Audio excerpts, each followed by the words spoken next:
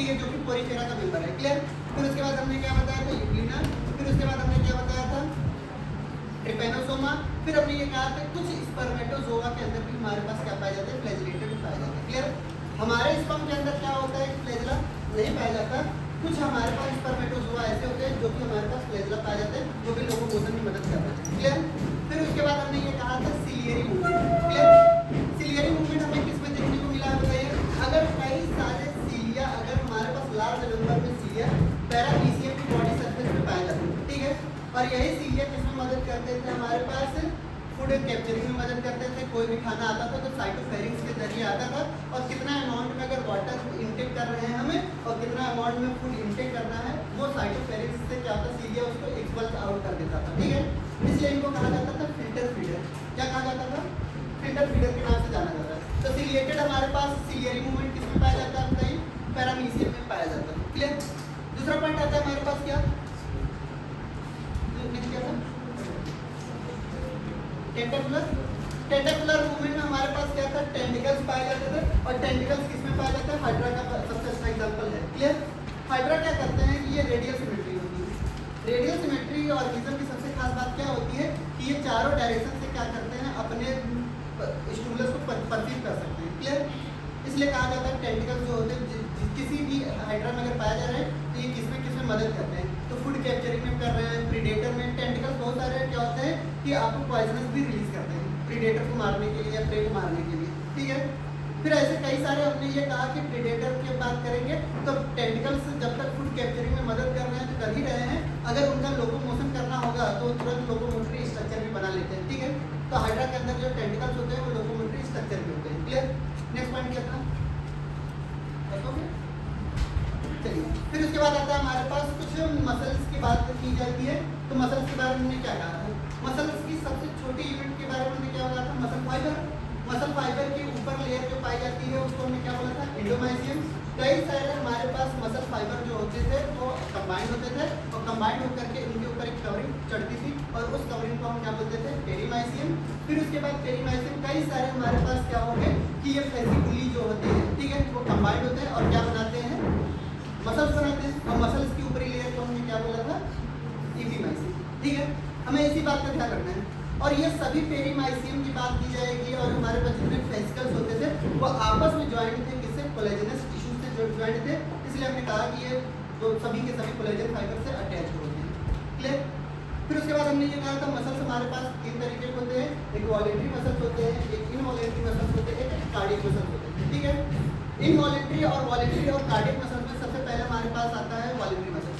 Voluntary muscles की अगर हम बात करते हैं तो जो हमारी इच्छाओं पे कवर करता है उसे हम वॉलेंट्री बोलते हैं, और जितने भी स्केलेटल मसल होते हैं वो सबके सब कैसे होते हैं, वॉलेंट्री होते हैं। क्लियर। फिर उनका स्ट्रक्चर अगर हम ध्यान से देखेंगे तो उसमें कई सारे dark band, light band, dark band, light band strips नजर आती है, इसलिए इनको बोलते हैं स्ट्रिप्ड मसल्स। या फिर हमारे पास ऐसे स्ट्रेचेस जो पाए जा रहे हैं उनको हम स्ट्रिएटेड मसल्स भी बोलते हैं। क्लियर। फिर हमने ये कहा कि स्केलेटल मसल्स क्या होती है, जल्दी थक जाती थी, इसलिए इनको हम क्या बोलते थे, फटीग मसल भी बोलते थे। क्यों, क्योंकि लैक्टिक एसिड का डिपोजिशन हो जाता था। ठीक है। लैक्टिक एसिड का डिपोजिशन अभी हम बताएंगे क्या होगा। क्लियर। नेक्स्ट पॉइंट आता है हमारे पास क्या, कि यही लैक्टिक एसिड की बात करेंगे तो यहाँ पर फटीग मसल इनको बोला है। अब इनवॉलेंट्री में क्या बोलेंगे, इनवॉलेंट्री मसल्स हमारी इच्छाओं पे काम नहीं करते। वॉलेंट्री मसल्स किसके कंट्रोल में होते हैं, हमारे सीएनएस के कंट्रोल में होते हैं, जबकि हमारे पास इनवॉलेंट्री मसल्स किसके कंट्रोल में होते हैं, पीएनएस के कंट्रोल में होते हैं। क्लियर। फिर हमने ये कहा कि पेरिफेरल नर्वस सिस्टम इसको बोलते हैं। अब इनवॉलेंट्री मसल्स का अगर स्ट्रक्चर देखेंगे तो बहुत ही स्मूथ स्ट्रक्चर होता है। कैसा स्ट्रक्चर होता है, स्मूथ स्ट्रक्चर होता है, इसलिए इनको हम क्या बोलते हैं, स्मूथ मसल्स भी बोलते हैं। और ये हमारे मैक्सिमम विसरल ऑर्गन में पाए जाते हैं, इसलिए इनको हम क्या बोलते हैं, विसरल मसल्स बोलते हैं। क्लियर।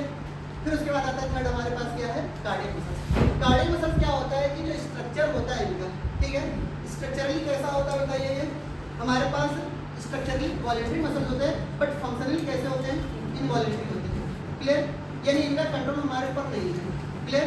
स्ट्रक्चर आपको दिखाई देंगे किसकी तरह, हमारे पास वॉलेंट्री मसल्स की तरह, बट इनका फंक्शन कैसा होगा, इनवॉलेंट्री की तरह, यानी कंट्रोल में नहीं होगा। क्लियर। फिर उसके बाद क्या था हमारा, ओके यही तो चलिए हेडिंग डालते हैं, मसल फाइबर। यही तो है मसल फाइबर।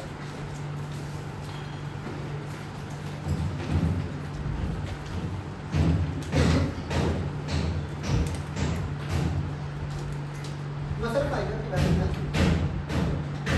हमने ये कहा कि मसल फाइबर के अंदर क्या क्या चीजें पाई जाती हैं, उनको ध्यान से सुनना है आपको। क्लियर? ठीक है, चलिए एक स्ट्रक्चर हमें बनाना है मसल फाइबर का।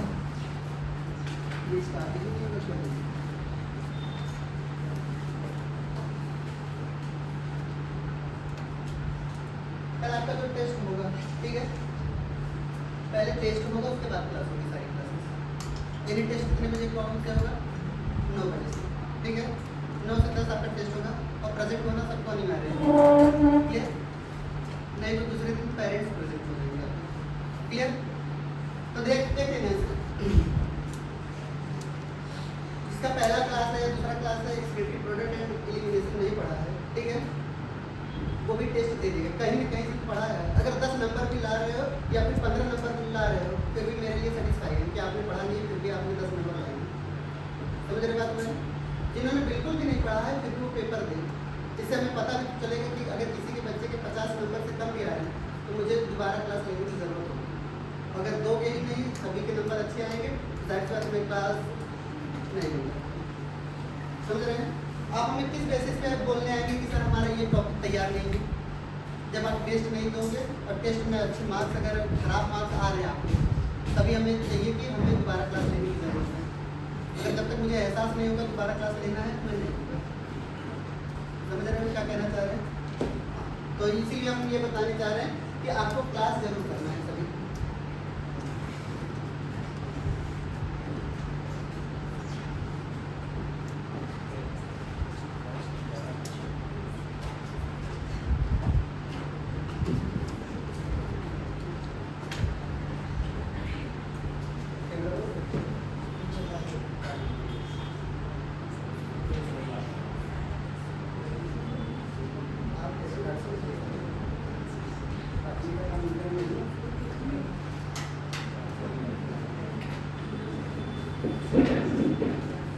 हाँ ठीक है, आवाज़ जा रही है, कुछ ज़्यादा आवाज़ जा रही है क्या? इको हो रहा है? अब ठीक है ना? सुनते जैसे अब हमारे पास यहाँ पे कुछ मसल फाइबर के स्ट्रक्चर बनाने हैं, ध्यान सुनिए। आपको पहले ये बनाना है, ये कुछ इस तरीके के स्ट्रक्चर, यानी मसल फाइबर कैसे होते हैं? सिलिंड्रिकल शेप होते हैं। आपको जैसे बता रहे हैं वैसे याद रखना है। क्लियर? कैसे शेप के होते हैं? सिलिंड्रिकल शेप के होते हैं। सिलिंड्रिकल शेप के पास हमारे पास, इनके पास क्या पाए जाते हैं? कुछ यहाँ पे ट्यूब्यूल पाए जा रहे हैं, कुछ यहाँ पे इस तरीके के ट्यूबुलर स्ट्रक्चर पाए जा रहे हैं। क्लियर? इनके साइड्स में यहाँ पर, यहाँ पर, यहाँ पर। क्लियर? तो यानी हमने ये कहा कि ये हमारे पास न्यूरोमस्कुलर जंक्शन में बना रहा है, ये हमारे पास न्यूरॉन आ रहे हैं, इधर से हमारे पास क्या आ रहे हैं? न्यूरॉन आ रहे हैं। क्लियर? न्यूरॉन का जो अंतिम पार्ट होता है, लास्ट पार्ट, इनके अंदर क्या पाया जाता है? एक्सॉन टर्मिनल पाए जाते हैं। तो इसको हमने नाम रख दिया एक्सॉन टर्मिनल। इनको हमने क्या नाम रखा? Axon terminal. हमारे पास मसल ये फाइबर है, ये हमारे पास क्या है? मसल फाइबर है। डायग्राम अभी बनाएंगे नहीं, ठीक है, पहले जैसे जैसे बना रहे हैं वैसे वैसे समझते जाएंगे, एक साथ बन जाएगा। ये हमने न्यूरॉन बनाया, ये मसल बनाया। न्यूरॉन और मसल्स के बीच में यहाँ पे कुछ जंक्शन दिख रहा है आपको, इनको हम बोलते हैं न्यूरोमस्कुलर जंक्शन। इनको हम क्या बोलते हैं? Neuromuscular junction. क्लियर? या फिर साइनेप्टिक जंक्शन आएगा हमारे पास। क्लियर? फिर हमने ये कहा कि इनके पास जो ट्यूब्यूल पाया जा रहा है इसको हम बोलते हैं ट्रांसवर्स ट्यूब्यूल। कैसा ट्यूब्यूल? ट्रांसवर्स ट्यूब्यूल, या इसी को हम टी ट्यूब्यूल बोलते हैं। क्लियर? फिर इनके अंदर जो भी हमारे पास साइटोप्लाज्म पाए जाते हैं, ध्यान सुनेंगे, इनके अंदर जो भी साइटोप्लाज्म पाए जाते हैं, इनके साइटोप्लाज्म को हम क्या नाम देते हैं? सार्कोप्लाज्म बोलते हैं। क्लियर? यानी मसल फाइबर एक तरीके की सेल है और सेल के अंदर जो साइटोप्लाज्म पाया जा रहा है सिर्फ और सिर्फ नाम परिवर्तन करना है आपको बस, ठीक है। मसल सेल्स के अंदर जो हमारे पास साइटोप्लाज्म पाए जाते हैं उनको हम क्या बोलेंगे, साइटोप्लाज्म। इनके अंदर क्या पाए जाते हैं, इंडोप्लाज्मिक रेटिकुलम पाए जाते हैं। क्या पाए जाते हैं, ये इंडोप्लाज्मिक रेटिकुलम पाए जा रहे हैं, ये इंडोप्लाज्मिक रेटिकुलम पाए जा रहे हैं। इनके इंडोप्लाज्मिक रेटिकुलम को हम बोलते हैं सार्कोप्लाज्मिक रेटिकुलम। सिर्फ और सिर्फ क्या बदलना है आपको बताइए, नाम बदलना है।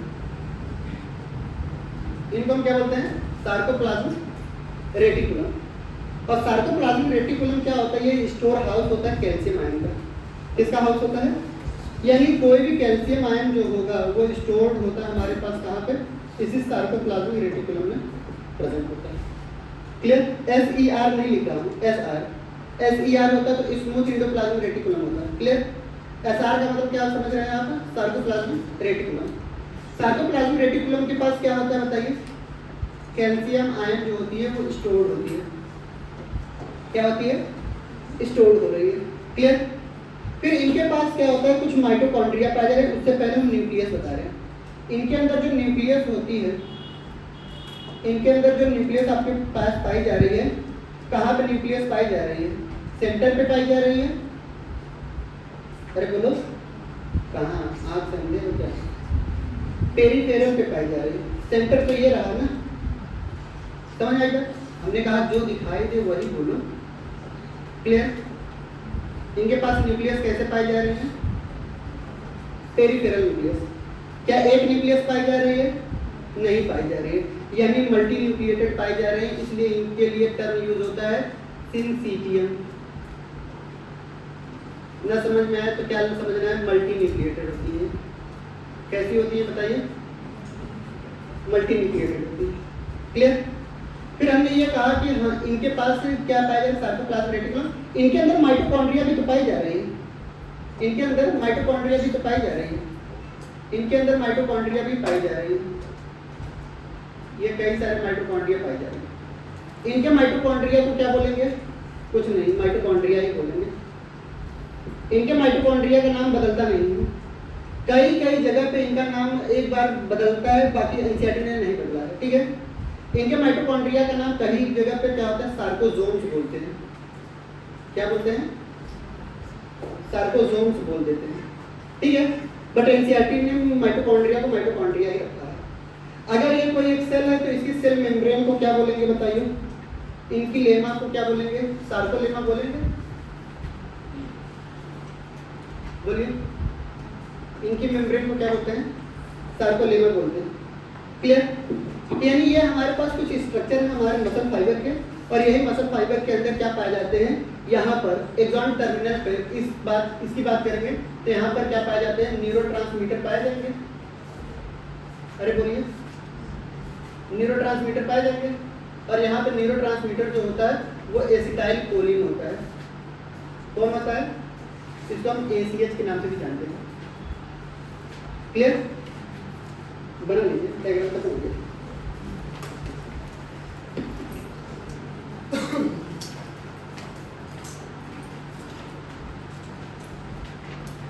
बहुत सिंपल सा स्ट्रक्चर है, ऐसे स्ट्रक्चर आपको याद रखना है। Clear,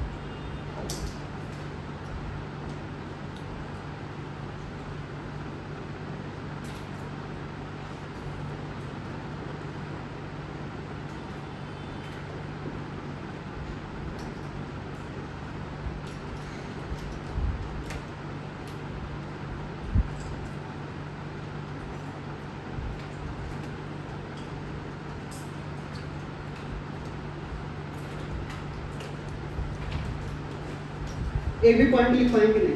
clear? सारी बातें लिखवा चुके हैं, यही पे लिख रही है। क्लियर? मसल फाइबर की सबसे खास बात क्या होती है? सिलिंड्रिकल होती है, मल्टी न्यूक्लिएट होती है, अनब्रांच्ड होती है, पेरीफेरल न्यूक्लियस पाई जाती है और ये बंडल्स में पाए जाते हैं। किस में पाए जाते हैं? बंडल्स के फॉर्म में पाए जाते हैं। फिर उसके बाद हमने ये कहा कि यहाँ की बात करेंगे तो इनके जो मेम्ब्रेन होती है क्या बोलते हैं? सार्कोलेमा। इनकी प्रोटोप्लाज्म को क्या बोलते हैं? सार्कोप्लाज्म। इनके एंडोप्लाज्मिक रेटिकुलम को सार्कोप्लाज्मिक रेटिकुलम। क्लियर? सारी कहानियां लिख डाले हैं, एक भी पॉइंट लिखवाने की जरूरत नहीं है।